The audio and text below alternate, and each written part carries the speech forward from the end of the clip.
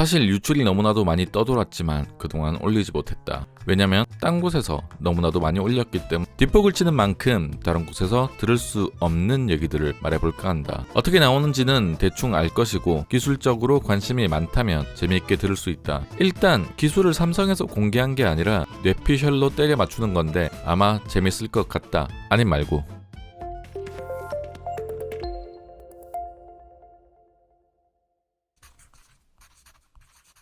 일단 세계 최초는 아니지만 폴더블에서 세계 최초로 탑재되는 UPC 기술이다. UDC 기술이라고도 하는데 그냥 말장난이다. UDC 타이틀을 먼저 썼으니 똑같이 쓰기 싫어서 단어 하나 바꿨다고 생각하면 된다. 그래서 섞어 쓰더라도 이해해줬으면 좋겠다. 우선 삼성의 특허를 보겠다. 삼성은 사진 촬영 시에만 서브 패널이 내려가 사진기가 보이게 하는 특허를 낸 적이 있다. 자, 어떻게 보면 신박한 해결법처럼 보이겠지만 이 방법은 나는 정답이 될 수 없다고 생각한다. 그리고 이번 Z 폴드 3 에서도 절대 적용이 되지 않을 것이라 생각한다. 일단 메커니즘이 너무 복잡해지고 결국 두 개의 패널을 사용하는 것이기 때문에 이질감이 생길 수밖에 없다. 그러므로 나는 결국 전공법으로 갈 것이라고 생각된다. 여기서 말하는 전공법은 결국 픽셀 사이의 간격을 늘려 빛 투과율을 높이는 방법이다. 그래서 우선 살펴볼 건 제일 먼저 출시했던 JTE의 엑손 20이다. 여기서 보면 다소 무식한 방법으로 해결한 것으로 보인다. 물론 그래도 나보단 똑똑하겠지만 카메라 패널인 부분에 픽셀을 크게 하여 그 사이사이 공간이 커져서 빛 투과율을 넓힌 방법으로 생각된다. 이런 원리로 이해하면 되는데 모래로 가득한 상자는 틈이 없지만 구슬이 가득한 상자는 틈이 많다. 그러므로 빛이 투과하는 양도 많아지게 된다. 이런 식으로 해결을 한 것이다. 그럼 삼성은 어떻게 해결했을까? 내가 예상해 본다면 기존의 샤오미 3세대 UDC 기술에서 아이디어를 얻었을 확률이 크다. 아까 픽셀을 모래라고 한다면 그 모래의 크기를 더욱 작게 해버리는 것이다. 아까 상자라고 비유했지만 사실 픽셀들은 상자가 아닌 패널 위이기 때문에 똑같은 간격으로 배치한다면 작은 픽셀들로 배치했을 경우 같은 해상도의 투과율을 높일 수 있다. 이렇게 될 경우 이질감을 매우 줄일 수 있겠지만 문제는 어찌되었던 투과율이 떨어져서 빛 흡수율이 줄어들고 이질감도 없을 수는 없다. 그리고 UDC 패널 부근의 번인이 빠를 염려도 있다. 하지만 어쩔 수 없다. 완전한 기술은 아직 없다고 생각한다. 단 카메라 화질의 경우 듀얼 렌즈를 이용하여 빛을 각각 흡수해 2배로 흡수한다면 어찌저찌 해결되지 않을까라는 생각이 있다. 대신 이렇게 될 경우 UPC 영역이 너무 커지게 되어 렌즈 하나는 빛 투과율이 좀 낮더라도 일반적인 아몰레드 패널 밑에 둘 수도 있다. 조도 센서도 그러니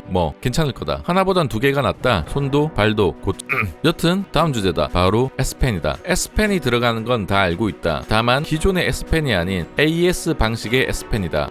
어렵게 생각할 건 없다. 애플 펜슬 같은 방식의 S펜이다. 예전에는 정밀도가 낮아서 하급의 기술로 분류되었지만 요즘은 많이 따라잡아서 성능 격차는 많이 없어졌다. 단 유출된 사진도 그렇고 개인적인 생각도 그렇고 S펜이 폰에 내장될 확률은 없어 보인다. 기대가 되는 점이 있다면 반응 속도가 조금 더 빨라질 확률이 있고 팜 리젝션 기능이 더 좋아질 확률이 있다. 그렇게 예상하는 점에 대해서 얘기해보면 근본적으로 기존의 EMR 방식이 반응 속도가 느렸던 이유부터 간단히 얘기해주려 한다. EMR 방식의 경우 스크린에서 보낸 자기장에 펜이 공명하여 내부 전기장치가 작동이 되고 펜이 인식되는, 쉽게 말하면 스크린에서 신호를 한번 보내고 다시 펜에서 신호를 보내야 하므로 전기 신호가 가는 방식이 복잡하다. 이에 비해 AES 방식 같은 경우 펜에서 나오는 전기 신호를 터치 패널에서 받는 것 뿐이므로 메커니즘이 훨씬 단순하다. TMI 하나만 하자면 예전 AES 같은 경우 틸트도 안 되었지만 요즘은 전극차를 통해 틸트 기능도 사용 가능하다. 그럼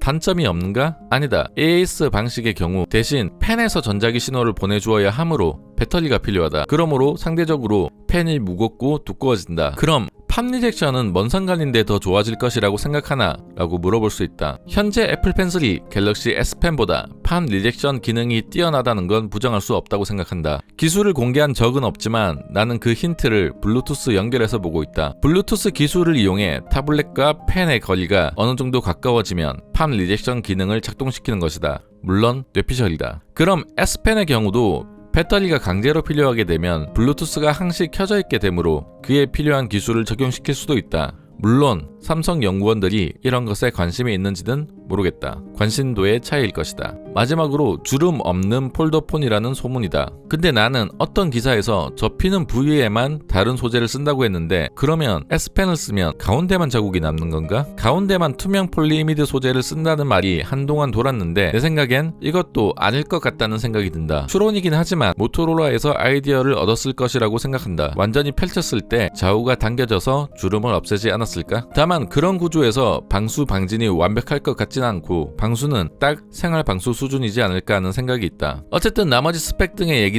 다 알 것 같고 스냅드래곤 888 플러스가 발열이나 없길 바라본다. 오늘 준비한 소식은 여기까지다. 오늘 영상이 흥미롭고 재밌었다면 구독 한번 시원하게 박아주세요.